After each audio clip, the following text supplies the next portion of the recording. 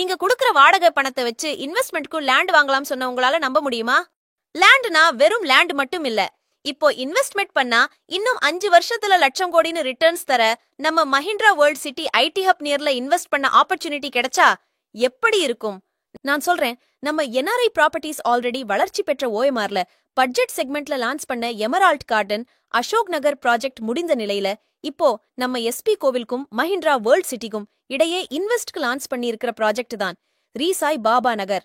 நீக்க இன்வெஸ்ட்மெண்ட் பண்ண போற லொகேஷனுக்கு அருகில் IT sector companies, GST road, railway station, Tambaram to Oragadam connect பண்ற பிரிட்ஜ், ஈசிஆருக்கு கனெக்ட் பண்ற வழி, கோவில் எல்லா வசதியும் சேர்த்து முக்கியமா இப்போ இன்வெஸ்ட் பண்ண வெறும் 5 வருஷத்துல ட்ரிபிள் மடங்கு ப்ராஃபிட் தரக்கூடிய லேவுட்ல வெறும் 12 லட்சம் இன்வெஸ்ட்மெண்ட் பண்ண நீங்க ரெடியா?